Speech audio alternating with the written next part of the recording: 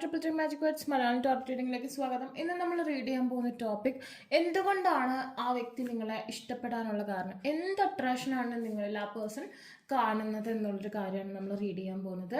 2 ചിത്രങ്ങളാണ് നിങ്ങൾക്ക് തിരഞ്ഞെടുക്കാൻ വേണ്ടി വെച്ചിട്ടുള്ളത്. നിങ്ങൾ ആ പേഴ്സൻ്റെ ഫേസ് മനസ്സിലേക്ക് കൊണ്ടുവരിക.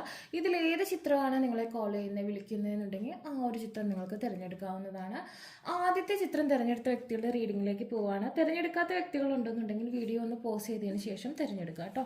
ഓക്കെ, എന്തുകൊണ്ടാണ് ആ പേഴ്സണ് നിങ്ങളോട് ഇത്ര അട്രാക്ഷൻ തോന്നാനുള്ള കാരണം, അല്ലെങ്കിൽ എന്തുകൊണ്ടാണ് ആ പേഴ്സൺ നിങ്ങളെ ഇഷ്ടപ്പെടുന്നത് എന്നുള്ളൊരു കാര്യമാണ് നമ്മൾ നോക്കാൻ പോകുന്നത്. What the waiting for? Honeymoon. This could be the one. Wow. Let go of control issues. Heart-to-heart conversation. Children. And the bottom, forgiving and learning. First കാര്യം എന്ന് പറഞ്ഞിട്ടുണ്ടെങ്കിൽ നിങ്ങൾ ജന്മങ്ങളായിട്ട് വെയിറ്റ് ചെയ്യുന്ന രീതിയിലുള്ള ഒരു എനർജിയാണ് കാണുന്നത്. അതായത് ഈ പേഴ്സണായിട്ട് ഒന്നുകിൽ നിങ്ങൾക്ക് പാസ്റ്റ് ലൈഫ് കർമ്മ ഉണ്ടാവും, അല്ലെങ്കിൽ കുറച്ച് പേരെങ്കിലും ഒരു ടിൻ ഫ്ലെയിം ജേർണിയിലായിരിക്കും. അതുകൊണ്ട് തന്നെ ആ പേഴ്സൺ കുറേ നാളുകളായിട്ട് കാണാൻ കുതിച്ച മുഖം, അല്ലെങ്കിൽ കാണാൻ വേണ്ടി ഇരുന്ന ആ ഒരു എനർജിയാണ് നിങ്ങളെന്ന് ആ പേഴ്സണ് തോന്നിയിട്ടുണ്ട്. അതുകൊണ്ടാണ് നിങ്ങളോട് ആ പേഴ്സൺ ഒരു സ്പാർക്ക് ഫീൽ ചെയ്തത്. അതുപോലെ തന്നെ നിങ്ങളെ മുമ്പ് ഡ്രീമിലൊക്കെ ആ പേഴ്സൺ, അതായത് ആ പേഴ്സൻ്റെ ഒരു പാർട്ട്ണറായിട്ടൊക്കെ ആ പേഴ്സൺ കണ്ടിട്ടുണ്ട്.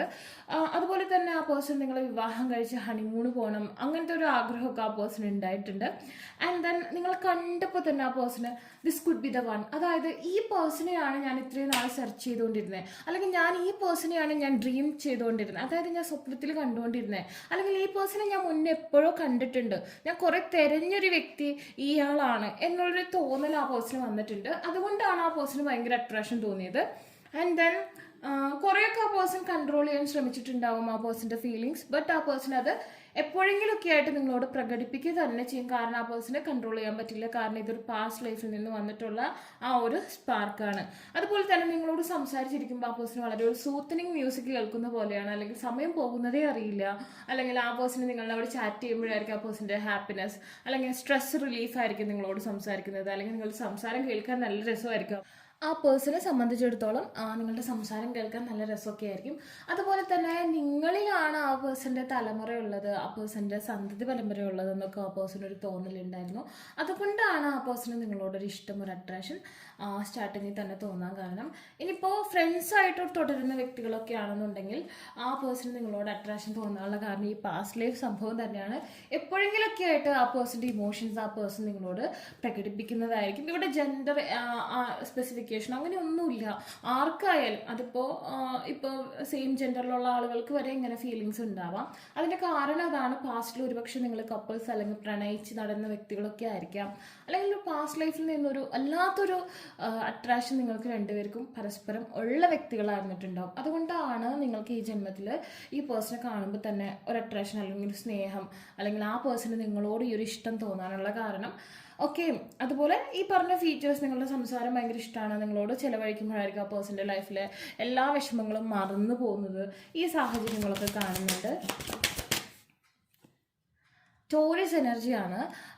സമ്പൽ സമൃദ്ധി, അതായത് നിങ്ങളുമായി സമയം സ്പെൻഡ് ചെയ്യുമ്പോഴായിരിക്കും ആ പേഴ്സൻ്റെ ലൈഫിൽ സാമ്പത്തിക അഭിവൃദ്ധി ഉണ്ടാവണേ എന്നുള്ളൊരു തോന്നൽ ആ പേഴ്സൺ വരുന്നുണ്ട്. ഒന്നുകിൽ നിങ്ങളുടെ ആ ഒരു സാന്നിധ്യം എക്സ്പീരിയൻസ് ചെയ്ത് തുടങ്ങിയതിന് ശേഷമായിരിക്കും ആ പേഴ്സൻ്റെ ലൈഫിൽ കരിയർ ഗ്രോത്ത് ആയിക്കോട്ടെ, അല്ലെങ്കിൽ ആ പേഴ്സൻ്റെ സാമ്പത്തികമായിട്ടുള്ള അഭിവൃദ്ധി, തൊഴിൽപരമായിട്ടുള്ള ഉയർച്ചയൊക്കെ ഉണ്ടായിട്ടുണ്ടാവുക നിങ്ങളുടെ സാന്നിധ്യം ആ പേഴ്സൻ്റെ ലൈഫിൽ വന്നതിന് ശേഷമായിരിക്കും. Resources to maintain the practicality of resulting from the productivity of, അതായത് ആ പേഴ്സൺ കുറച്ചും കൂടി ഊർജ്ജത്തോടെ നിലകൊള്ളുന്നത്, വളരെ ആക്റ്റീവ് ആവുന്നത് നിങ്ങളെ കണ്ടതിന് ശേഷമായിരിക്കും, അല്ലെങ്കിൽ നിങ്ങളുടെ സാന്നിധ്യം എക്സ്പീരിയൻസ് ചെയ്തതിന് ശേഷമായിരിക്കും ആ പേഴ്സൻ്റെ ലൈഫിൽ സമ്പൽ സമൃദ്ധി ആ പേഴ്സൺ എക്സ്പീരിയൻസ് ചെയ്തിട്ടുണ്ടാവുക. ചിലരൊക്കെ പറയില്ലേ എൻ്റെ ലക്ഷ്മിയാണ്, എൻ്റെ ലക്കി ചാമാണെന്നൊക്കെ പറയില്ലേ, അതുപോലെ ഇവിടെ എന്താ പറയുക, മെയിൽ ഓർ ഫീമെയിൽ ഞാൻ പറഞ്ഞല്ലോ, അതൊരു വിഷയമല്ല. അതുകൊണ്ടാണ് ആ പേഴ്സണ് നിങ്ങളോട് ഈ ഒരു അട്രാക്ഷൻ ഫീൽ ചെയ്തതെന്നാണ് കാണുന്നത്. ഫ്രണ്ട്സ് ഓൺ വളരെ കംഫർട്ടബിൾ ആണ് നിങ്ങളുടെ കൂടെ ആ പേഴ്സണ് സമയം സ്പെൻഡ് ചെയ്യുമ്പോൾ.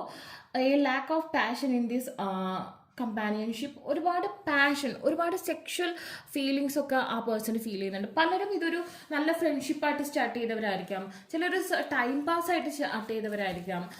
അതായത് ഇടപഴകി അല്ലെങ്കിൽ ഈ ഒരു ഫ്രണ്ട്ഷിപ്പ് എനിക്ക് ഒഴിവാക്കാൻ പറ്റാത്ത രീതിയിലാവുന്നു. പലരും ഇപ്പോൾ സോൾമേറ്റ് എനർജിയിലൊക്കെ പലതും കണ്ടിട്ടില്ലേ നമ്മൾ. ഫ്രണ്ട്സ് ആയിരിക്കും റിലേഷൻഷിപ്പിലേക്ക് പോവുക. കുറേ പേരൊക്കെ സെയിം ഏജിലുള്ള വ്യക്തികളായിരിക്കാം. അതുപോലെ തന്നെ കുറേ പേരൊക്കെ ഇപ്പോൾ ഏജ് ഡിഫറൻസ് ഉണ്ടെങ്കിലും ഒരു സെയിം വൈബായിരിക്കും രണ്ടുപേരും തമ്മിൽ. ചിലർ ക്ലാസ്മേറ്റ്സ് ആയിരിക്കാം, ചിലർ കൊളീഗ്സ് ആയിരിക്കാം. ഇവിടെ ഒരു വല്ലാത്തൊരു ബോണ്ട് ഞാൻ കാണുന്നുണ്ട്. അതായത് ഒരേപോലെയുള്ള രണ്ടാൾ, അല്ലെങ്കിൽ എനിക്ക് മിസ്സായി പോയ ഒരു പാർട്ട്, അതാണ് ഞാൻ എന്നിലുള്ള ആ ഒരു മിസ്സായി പോയ പാർട്ടാണ് നിങ്ങൾ. അങ്ങനത്തെ ഒരു ചിന്തയാണ് ആ പേഴ്സണ് നിങ്ങളോട് അത്രയും അട്രാക്ഷൻ തോന്നാനുള്ള കാരണം എന്നാണ് കാണിക്കുന്നത്. ഓക്കെ, അപ്പോൾ നിങ്ങൾക്ക് ഈ വീഡിയോ ഇഷ്ടമെങ്കിൽ ലൈക്ക് ചെയ്യുക, ഷെയർ ചെയ്യുക, സബ്സ്ക്രൈബ് ചെയ്യുക. ആർക്കെങ്കിലും പേഴ്സണൽ റീഡിംഗ് ആവശ്യമായിട്ടുണ്ടെങ്കിൽ ഡിസ്ക്രിപ്ഷൻ ബോക്സിൽ ഇൻസ്റ്റാഗ്രാമിലെ വാട്സാപ്പ് ലിങ്ക് കൊടുത്തിട്ടുണ്ട്. Take care, bye. രണ്ടാമത്തെ ചിത്രം തിരഞ്ഞെടുത്ത വ്യക്തികൾക്ക് എന്തുകൊണ്ടാണ് ഈ പേഴ്സണ് നിങ്ങളോട് ഈ ഒരു അട്രാക്ഷൻ ഫീൽ ചെയ്യാനുള്ള കാരണം എന്ന് നമുക്ക് നോക്കാം. ഓക്കെ, അട്രാക്ഷൻ ആൻഡ് ഇഷ്ടം വട്ടെവർ. ഓക്കെ, എന്താണ് അതിൻ്റെ റീസൺ, എന്താണ് ആ പേഴ്സൺ നിങ്ങളോട് ഇത്ര ഇഷ്ടം എന്നാണ് നമ്മൾ നോക്കാൻ പോകുന്നത്. Let your friends help you. Okay, release your X. Okay, ഈ പേഴ്സണിന് മുമ്പ് നിങ്ങളുടെ ലൈഫിൽ വേറൊരു റിലേഷൻഷിപ്പ് ഉണ്ടായിരുന്നിട്ടുണ്ടാവും, അതല്ലെങ്കിൽ ആ പേഴ്സൻ്റെ ലൈഫിൽ നിങ്ങൾക്ക് മുമ്പ് ഒരു റിലേഷൻഷിപ്പ് ഉണ്ടായിരുന്നിട്ടുണ്ടാവും. And retreat very soon.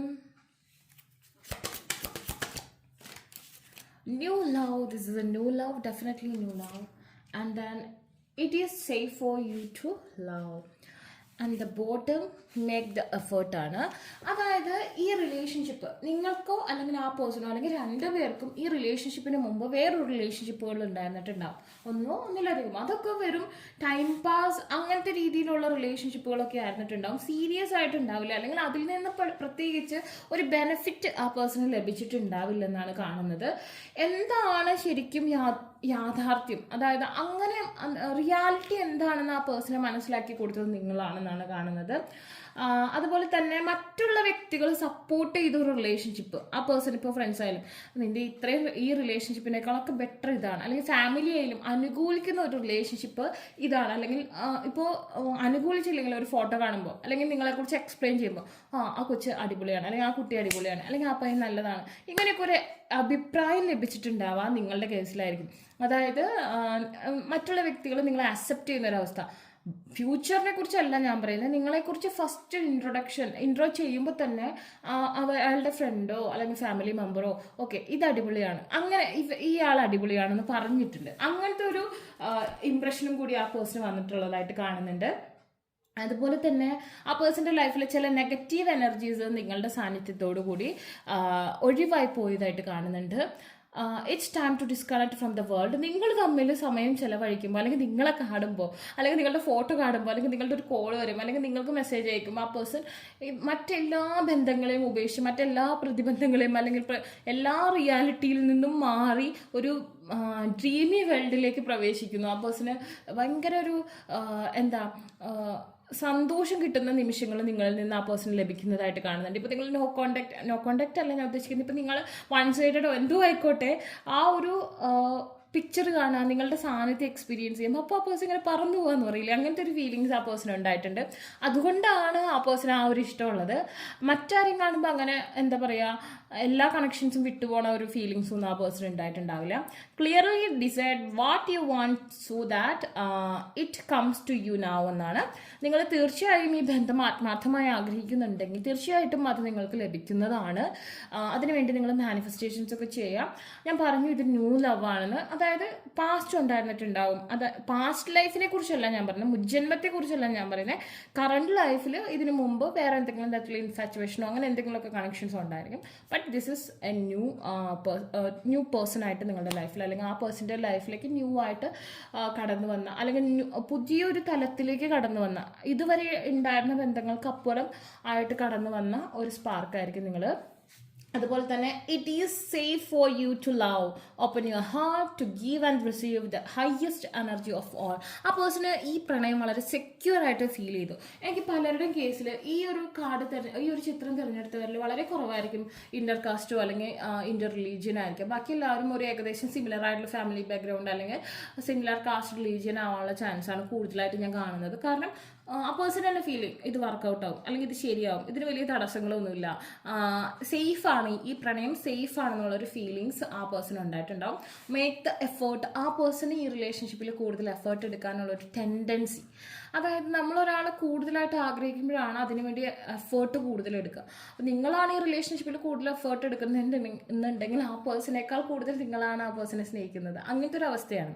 So ഇതിൽ ആ പേഴ്സണ് നിങ്ങളെ കണ്ടപ്പോൾ ഫീൽ ചെയ്തത് ഈ ഒരു റിലേഷൻഷിപ്പിന് വേണ്ടി ഞാൻ കൂടുതൽ എഫേർട്ട് എടുക്കും, സംതിങ് വർത്തിയാണ്, എന്തോ മൂല്യപ്പെട്ട ഒന്നാണ് എനിക്ക്, അപ്പം അതുകൊണ്ട് ഇതിന് വേണ്ടി ഞാൻ കൂടുതൽ എഫേർട്ട് എടുക്കണം എന്നുള്ളൊരു മൈൻഡ് സെറ്റ് ആ പേഴ്സണ് വന്നു. Great love is worth taking the step you are guided to take എന്നാണ് പറയുന്നത്.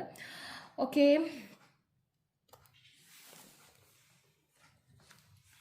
More cards.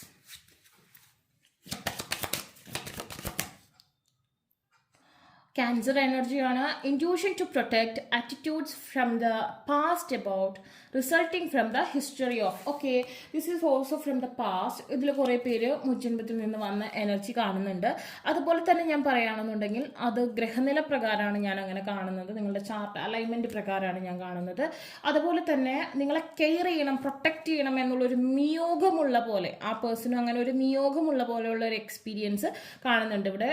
നിങ്ങൾ മെയിലോ ഫീമെയിലോ ആയിക്കോട്ടെ, നിങ്ങളുടെ സപ്പോർട്ട് ആ പേഴ്സൺ ആവശ്യമാണ്, അല്ലെങ്കിൽ ഇത് എൻ്റെ കടമയാണ് ആ പേഴ്സണെ പ്രൊട്ടക്റ്റ് ചെയ്യേണ്ടത്, കെയർ ചെയ്യേണ്ടത് എന്നുള്ളൊരു ചിന്താഗതി ആ പേഴ്സണ് ഫീൽ ചെയ്യുന്നതായിട്ട് കാണുന്നുണ്ട്. അതുപോലെ തന്നെ നിങ്ങൾ സർപ്പക്ഷേത്രങ്ങളിലൊക്കെ പോകുന്നത് ഈ റിലേഷൻഷിപ്പിന് വേണ്ടി നല്ലതാണ്. ഓക്കെ,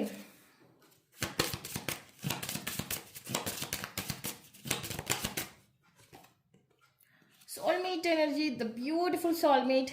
ഞാൻ പറയുന്നു പാസ്റ്റ് ലൈഫ് എനർജി ഉണ്ട്, എന്തൊക്കെ ആയിക്കോട്ടെ ഈ ജന്മത്തിൽ ആ പേഴ്സൺ എക്സ്പീരിയൻസ് ചെയ്യുന്നത് നിങ്ങൾ ആ പേഴ്സൻ്റെ സോൾമേറ്റ് ആണെന്നുള്ള രീതിയിലുള്ളൊരു എനർജിയാണ്.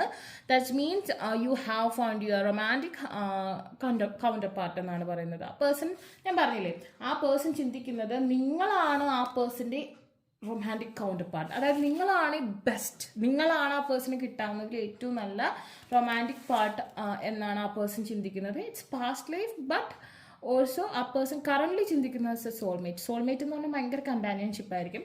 And the holiday, enjoy a change of scenery to spice up your love life.